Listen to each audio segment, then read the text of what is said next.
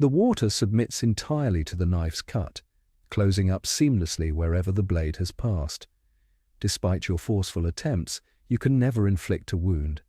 This happens because the water's softness allows it to overcome the knife's rigidity. Similarly, with human beings, we're often taught to distrust our innate responses and reactions to sudden experiences. We're conditioned to believe that by suppressing our feelings, we can avoid suffering and somehow overcome pain. However, our natural responses to pain can be healing, much like how fever helps eliminate toxins in our bodies. Historically, fever was once thought to be the disease itself, leading doctors to prescribe medicines to reduce it.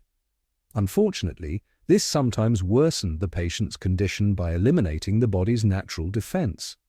Likewise, if we resist our natural reactions to pain, we may overwhelm ourselves.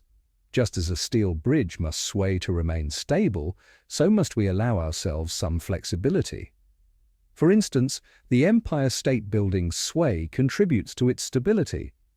When we respond naturally to pain, whether by screaming, weeping, or writhing, it often makes the pain more manageable. If you doubt this, try embracing pain the next time you experience it. By yielding instead of resisting, you might discover the strength that comes from accepting weakness. This approach is not escapism, but rather a way of confronting reality directly, beyond our societal conditioning.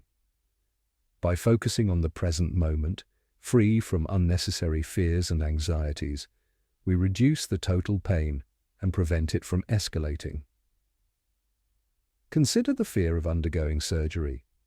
If you're afraid, you might worry about the implications of that fear creating a vicious cycle. Accepting and being willing to face that fear can prevent it from intensifying. This principle also applies to physical pain. By going along with the pain rather than resisting, you lessen the overall tension. Similarly, when we fully focus on the immediate situation, we avoid the mental associations that amplify our suffering. For example, washing dishes daily can seem overwhelming if you dwell on the endless pile. Instead, focus on washing one dish at a time, which makes the task seem more manageable. This approach can be applied to any challenge. Taking one step at a time or addressing one issue at a time can prevent the burden from becoming unbearable. Ultimately, embracing the present and accepting the situation as it is can help alleviate suffering. This idea is reflected in Zen teachings and stories, which emphasize the importance of accepting reality and finding balance.